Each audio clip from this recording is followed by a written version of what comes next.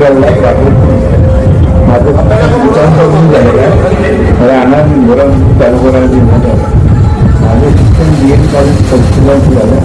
त्यानंतर मी कुठे नोकरी न करताना ग्रॅज्युएशन केल्याच्यानंतर कुठे नोकरी करताना न करता मजबूत झालो आणि तालुक्यातील असतील जिल्ह्यातील असतील प्रतिनिधित्व म्हणून काम करू लागलो. त्यातच माझी 2012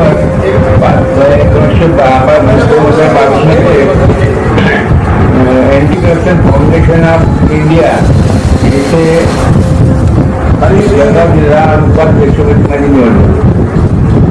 त्यानंतर अँटी करप्शनचं आम्ही काम अँटी करप्शन म्हणजे जिथे करप्शन होतं आणि हे करप्शन म्हणजे आपल्या स्वातंत्र्याला घाला घालणारं एक कृत्य आहे. त्या स्वातंत्र्यवीरांनी आपलं बलिदान देऊन त्या देशाला स्वातंत्र्य मिळवून दिलं. ते स्वातंत्र्य जर टिकवायचं असेल ते अबाधित ठेवायचं असेल तर हे करप्शन होता कामा नाही. म्हणून आपण मुंगीच्या पावलानं का होईना त्या करप्शनला आळा घालण्याचा आम्ही प्रयत्न करत असतो.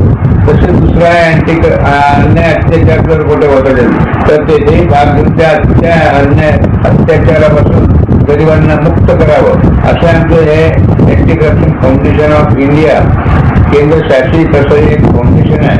आणि या फाउंडेशनचे केंद्रीय सुप्रीमो नरेंद्रजी अरोरा आहे. हे ते काम बघतात आणि त्यांच्या आम्ही महाराष्ट्रातून काही लोक असे इंडियावरून भारत देशातून सर्वे करून तिथे सभासद येतात. या 29 मार्चला त्या अँटी करप्शन फाउंडेशनचा 8वा वर्धापन दिन आणि त्या कार्यक्रमासाठी आम्ही त्या ठिकाणी गेलो असता नरेंद्रजी अरोरा सुप्रीमो आहे.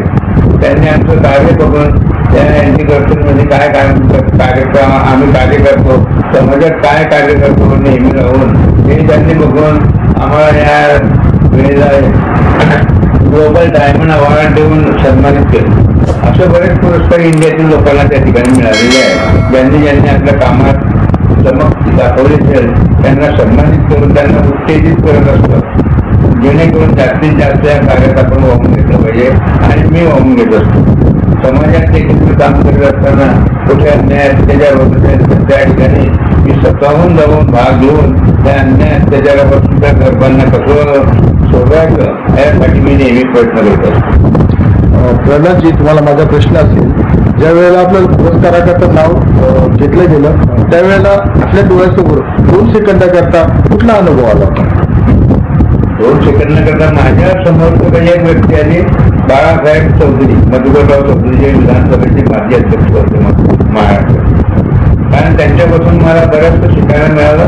म्हणून माझ्या संस्थाबरोबर ते दुसऱ्या आमच्या गावातल्या कीर्तन बंगाल आहे त्यांच्यापासून देखील मी बऱ्याचशा गोष्टी शिकलेलो आहोत. म्हणून कुठेही मला पुरस्कार मिळाला असेल, कुठे काही मला गौरव होत असेल त्या ठिकाणी मला आवर्जून या लोकांची आठवण येते. आपल्याला या पुरस्कारावर यश तर मिळालंच, पण काही ठिकाणी अपयशही पदरी आलेलं होतं. तर त्याविषयी निराशा म्हणजे मी त्याला अपयश नाही निराशा म्हणेल, तर त्यावेळेस काही आठवणी आम्हाला सांगाल का? नाही, निराश होतच नाही. अपयश जरी आलं एखाद्या वेळी अपयश, परंतु मी निराश न होताना कार्य आम्ही समर्थपणे कार्य करत असतो. निराश होण्याचा प्रश्नच येत नाही. कारण ते काही आपण स्वतःचं काम नाही. आपण देशाला काहीतरी स्वातंत्र्य टिकून जगण्याकरता या काही ना काही प्रयत्न करत असतो. त्याच्यातून आम्ही काही निराश होत नाही. अजून प्रल्हादजी, आपल्याला मी असा प्रश्न विचारेल, या यशाचं क्रेडिट आपण डायरेक्ट कुणाला द्याल? डायरेक्ट ते आपले सुप्रीमो नरेंद्रजी अरोरा आणि केंद्रीय सुप्रीमो आहेत ते, त्यांना हे सर्व सोयीला एक शिस्तबद्ध मनुष्य आहे, रिटायर आहे ऑफिसर आहे, त्यांनी